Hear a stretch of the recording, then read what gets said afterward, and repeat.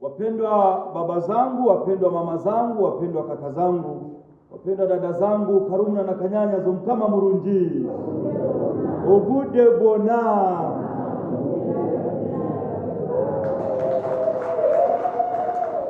Wazo letu la leo, wake tihini, waume pendeni, watoto heshimuni. Naomba tuseme wake tihini,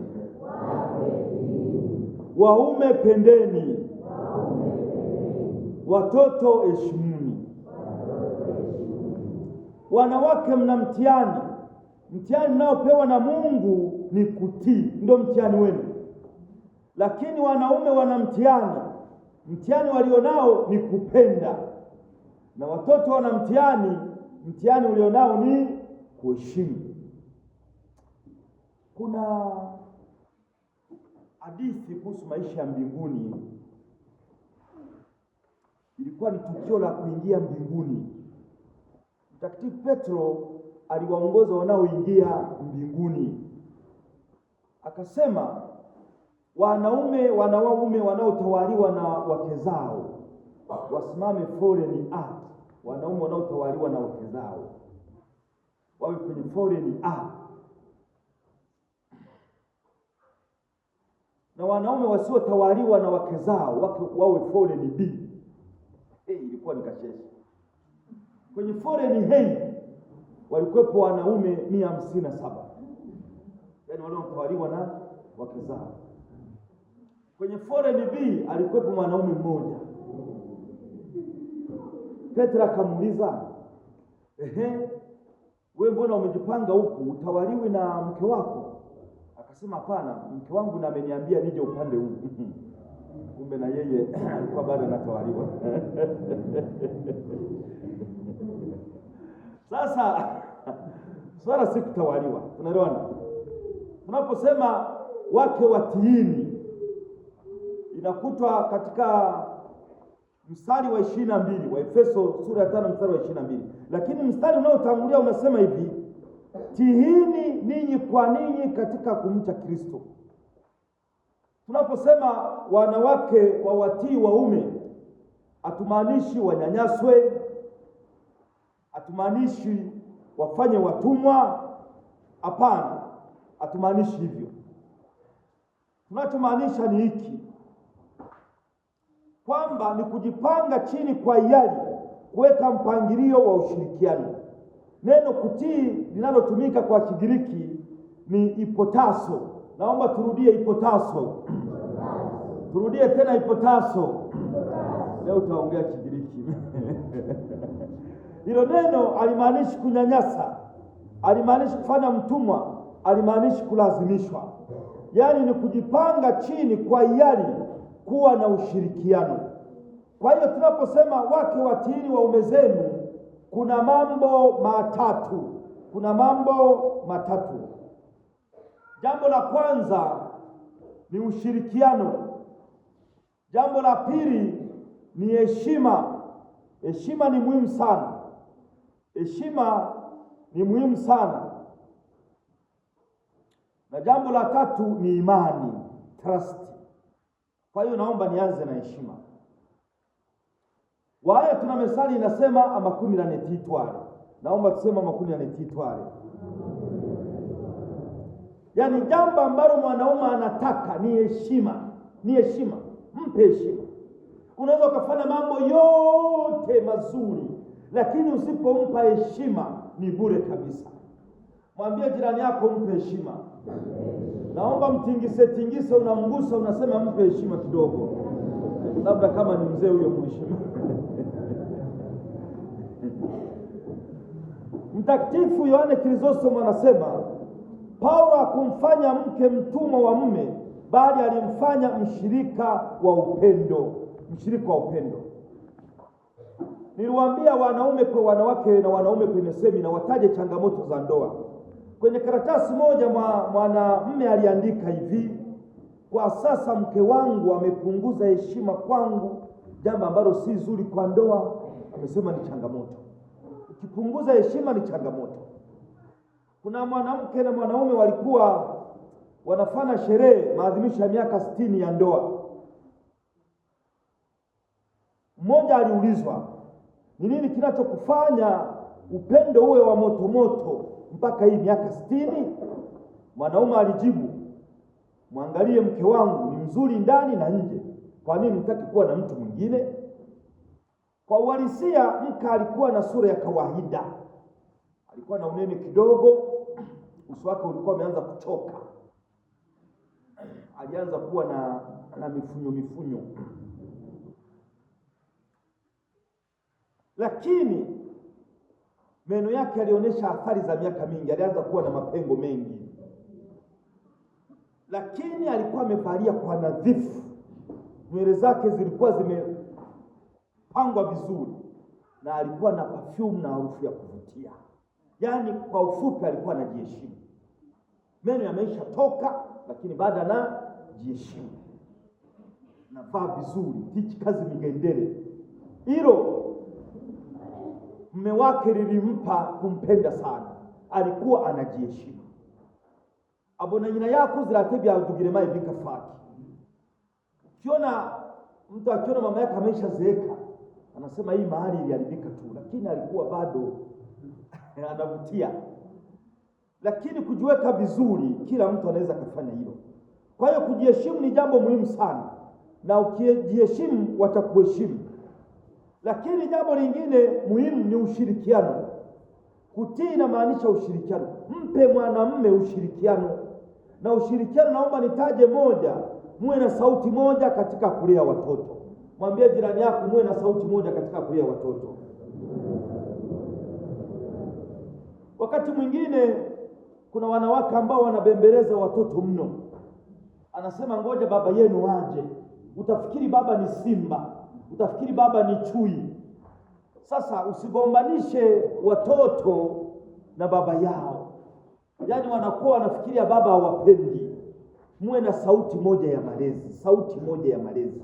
Wewe unalea na yeye anafanya nini? Analea. Sauti moja ya malezi. Ndiyo mambo yataenda. Kwa hiyo ushirikiano ni jambo muhimu sana ili mambo yaende, ushirikiano. Lakini imani, kumwamini mwenzako, imani. Kuwa na imani naye. Kuwa na imani naye. Mwingine akiona kikaratasi tu kimeandikwa namba ya simu, sema tayari nimemkamata. Kumbe ni kikaratasi cha muuza mayai. Lakini mwanaume akikipata tu sasa, nimeshampata. Hapana. Muamini. Na sababu anaweza kukupatia, muamini. Wewe pengine amechelewa, umepiga simu, labda alikuwa kwenye kikao au alikuwa mahali ambapo si pazuri, labda hajachukua. Muamini. Muamini. Sasa anakuja nyumbani anakuta umevimba. Unakuta umevimba. Muamini. Hata Adam na Eva walikuwa na tatizo kama hilo. Siku moja Adam amerudi kutoka kutafuta huko, amelala amesinzia, mke wake Eva akaanza kuhesabu mbavu. Unajua Mungu alimtoa Eva katika mbavu. Sasa Adam alipoenda na kutembea sana, Eva akafikiri amepata mwingine. Wenda Mungu ametoa kwenye mbavu mwanamke mwingine, akaanza kuzigusa na kuzihesabu kama bado zimekamilika. Usizidishe wivu. Mwambie jirani yako usizidishe wivu. Kuwa na wivu kiasi. Wivu unahitajika, lakini uwe kiasi. Ogubekake. Kwa wao wanasema ogubekake. Mwambie jirani yako ogubekake. Mwambie tena ogubekake. Uwe na wivu, lakini wivu kiasi. Unajua kuna wanaume wengine hata anafagia njia ya kwenda kwake, ili akirudi jioni aanze kuuliza, hii baisikeli ilikuwa inaenda wapi? Hii tani za baisikeli. Kuwa na kiasi. Kwa sababu ngoja nikwambie, ukuta wa mwanamke au mwanaume uko kwenye moyo wake. Unaweza ukajenga fence kwa nje, lakini usipojenga ukuta kwa ndani, atauruka. Ukuta uko ndani. Tunaelewana? Ukuta uko ndani. Kuna wanaume wengine na wenyewe wanazidisha wivu. Anamkataza hata mke wake kufanya biashara, kisa eti wanaume watamuona.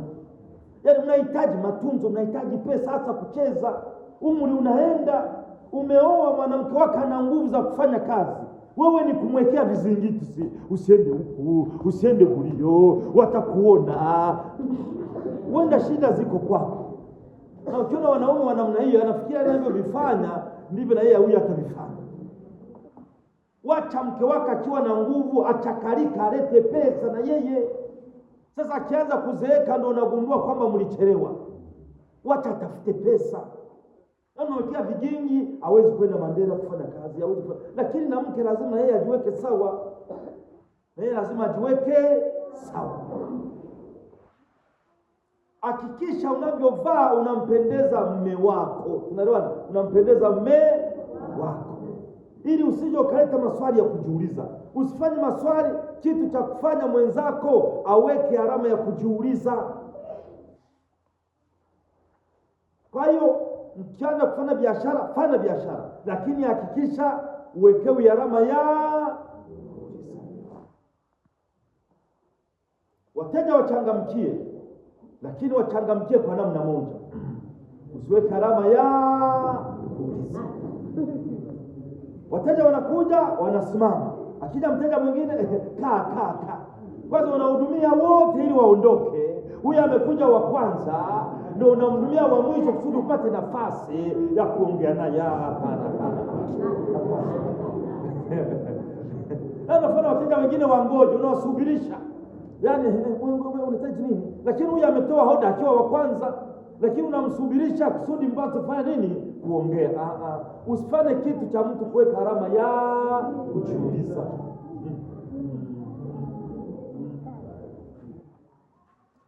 Enyi waume, wapendeni wake zenu. Hapa kuna mambo matatu. Ya kwanza ni sadaka, ya pili ni huduma, ya tatu ni ulinzi. Toa sadaka. Yaani uhakikishe unatoa sadaka, unajitoa kwa ajili ya familia. Ndio maana Biblia inasema lazima mtu mmoja hafe, ifie familia.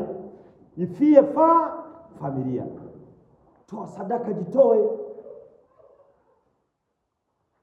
Ndio maana wanawake wengine wanavaa kanga zimeandikwa, akiona mwanaume anakunywa supu peke yake, anarudi anasema nimeshiba, wakati chakula amepika hapa. Na anakuja anauliza kuna mboga gani, ambaye hakuiacha. Mwanamke anamvalia kanga imeandikwa kula unibakizie. Kula unibakizie. Jitoe sadaka. Jitoe sadaka, watoto wasome. Kwa sababu unapowasomesha watoto unajiandaa kuleta utulivu katika familia. Wasomeshe watoto. Wasomeshe watoto, utakuwa na mwisho mzuri. Yaani jambo muhimu katika maisha, unamalizaje? Za kubaibanzeza maele rukaishaza, unamalizaje? Muulize jirani yako, unamalizaje? Lakini ukiwaweka watoto vizuri, kuwasomesha, utamaliza maisha mazuri vizuri. La mwisho ni muhimu sana. Namna ya kumaliza ni muhimu sana. Kwa hiyo sadaka. La pili ni huduma. Mwanamke mpe huduma. Mwanamke ni matunzo. Mwambie jirani yako mwanamke ni matunzo. Wayo wana methali inasema iwagonza abalere ingize tole ingia wawe. Yaani kuna wanaume wanapenda wanawake waliovalia vizuri, lakini kwa nini wakako usimvalishe vizuri? Mpe huduma. Mpe huduma. Mpe huduma. La tatu na la mwisho ni ulinzi. Mpe ulinzi. Tumesikia familia takatifu ambayo ni ya kuiga. Familia takatifu ni ya kuiga. Yosefu alimpatia ulinzi Bikira Maria. Alimlinda wakakimbilia Misri. Herode alitaka kumuua mtoto Yesu. Herode the Great alikuwa mtu mbaya sana. Aliua mama mkwe, aliua watoto wake, na akaandika wosia, nitakapoaga dunia muwe wanajeshi 300. Kwa sababu alijua kwamba wataomboleza, watamlilia. Alitaka wewe wanajeshi kusudi sehemu zote kuwepo na kilio, ijulikane kwamba Herode amekufa. Na alipokufa wakasema hatui mtu, kwani anaweza akainuka kutoa amri. Sema Herode, inuka sasa utoe amri. Inuka. Akuinuka. Sasa Yosefu alimkinga mtoto na Herode. Kuna Herode wa aina nyingi katika maisha ambao unataka kuvamia watoto, ni kuilinda familia. Na ulinzi wa kwanza ni ulinzi wa kiroho. Baba ni katekista wa familia. Mwambie jirani yako, baba ni katekista wa familia. Lakini kuna mijini kule unakuta baba anapeleka mke na watoto kusali, yeye anarudi nyumbani kulala, anaangalia saa, hapo nafikiri misa imeisha malizika, anarudi kuwatafuta. Leo nimekutana na baba mmoja ameleta familia hapa parokiani, wakati nakuja wakaingia pale kanisani, nikaona yeye anaondoka narudi nyumbani. Sasa utalindaje familia kiroho kama huji kanisani kuiombea? Baba una baraka, wabariki watoto. Ndio maana ukisoma Isaka alitoa baraka kwa Yakobo, na Esau akachelewa, akakuta baraka imeshatolewa, akamuuliza baba yake, una baraka moja? Kwa hiyo baba, wabariki watoto, usiwalaani, wabariki na uje kanisani kuwaombea. Huo ni ulinzi wa kiroho. Wapatie ulinzi, wapatie ulinzi. Lakini kuna ulinzi wa kiuchumi. Baba chakalika, tafuta pesa, tafuta pesa, tafuta pesa. Unajua mabishano mengine katika familia ni kwa sababu pesa inakosa. Pesa ikipatikana, mwanaume hata anaimba, hata kabla hajafikia nyumba yake utasikia anaimba tu, hapo pesa iko mfukoni.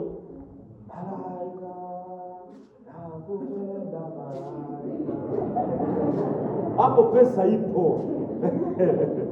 Lakini kama pesa hamna na hasira juu, shauri yako shauri yako.